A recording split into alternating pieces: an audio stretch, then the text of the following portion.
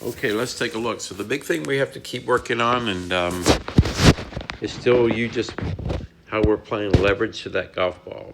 So that power and our sense of our swing is to, let me back, I did a new video here going a couple things here. So as the club's going in, as you see the player on the right, see how quiet the hands are.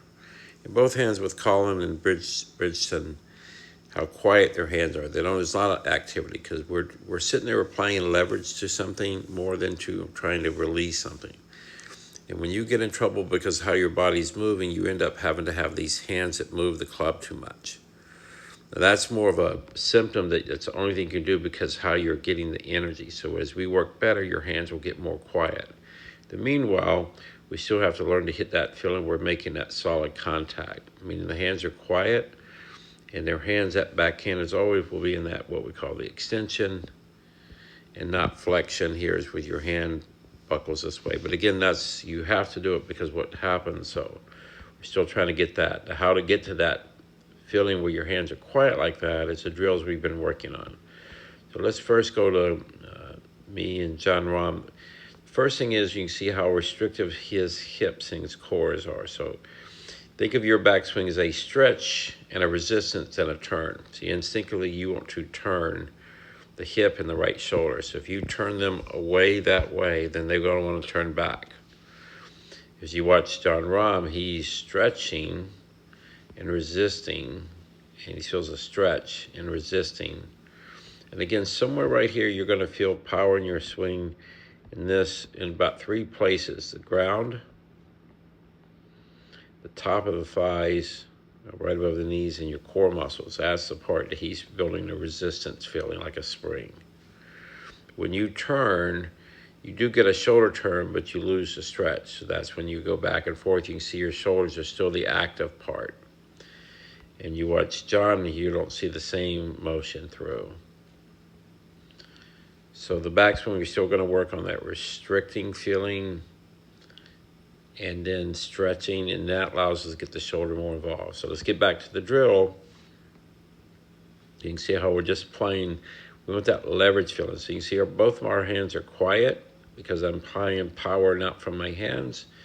And we also see our back shoulder. This shoulder over here is very quiet because I'm not in a twisting. See, your right back shoulder is active because it's trying to get power and force that way. So we're going to work from the core. So if I'm moving from the lower half, then my right shoulder it becomes passive. It's part of the slingshot effect, but not really the power. So we want that feeling. And if I back this video up a little bit, I think I got me and Roy doing the same drill. Even though they look completely different, as they go to impact, they're still applying leverage to the ball the same way. They're still going to apply leverage to that drill. That's an important drill for you to feel the shape that we want from contact. Now, after the point here,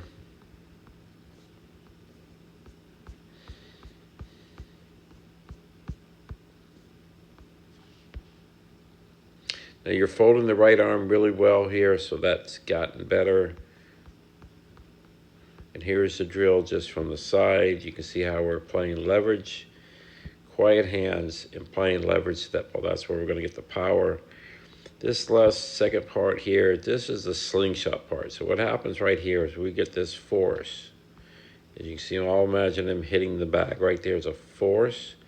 And then we got to release the energy from the force to the slingshot. That's where the arms go flying.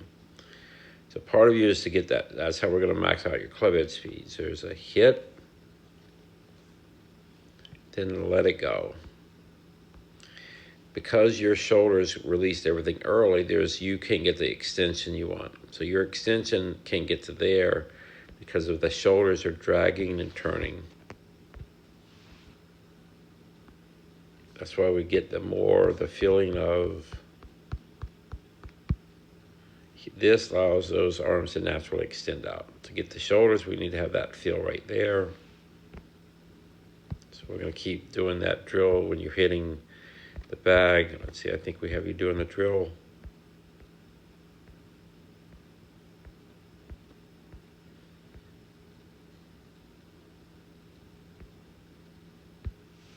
Yes. So now when you're doing this drill, you can see that's a whole different look than the shoulders coming over. So, and then you're hitting with that feel. So it's important for you to feel right there. And when you hit the bag, keep feeling that as your, to me, is you always work from that point. So you can see with Roy and Jon Rahm, who I put up there, completely different looking swings, but impact, they're hitting the bag with the same force angles, just like you're doing here. You're going to find your backswing that allows you to do this. It's going to be, to me, more of a compact, more of a stretch, like a Jon Rahm. You're trying to get a lot of turning in your backswing to get speed. I just think you're going to be better feeling the power right here, because even though this is not as big, you still got a full shoulder turn right here. But because here you can get power into the ball, and that's what your strength is. From here, you did more, but you got less out of it. So that's you doing the drill. And that's just something that would keep getting that feel. Find the power in your feet, your top of your thighs, and your core. Those are going to be driving that energy of the bag, and your right arm just stays here in extension and bent here and hit with that core feeling. So that's still important for you to get that feeling through.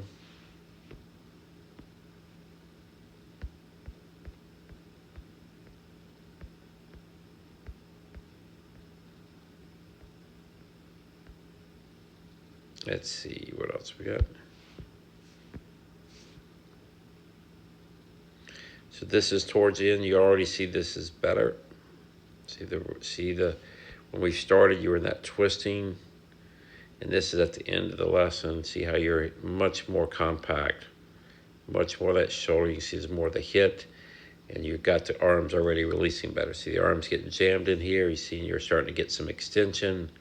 Again, that extension is a symptom. That was a much better swing. This is probably the best swing that I have on video of you making contact. Everything fell into place nicely here. By doing that drill, you can see it already evolved, but it's really just tighten up that backswing, feeling more resistance, not just turn as much as you can. Feel like you're hitting the bag with that force as a drill, and then release it and let it fly. Hit the bag, let it go. Much more efficient. This is a great swing for you over here. This is at the end where you hit one really well, got a lot of energy into that ball.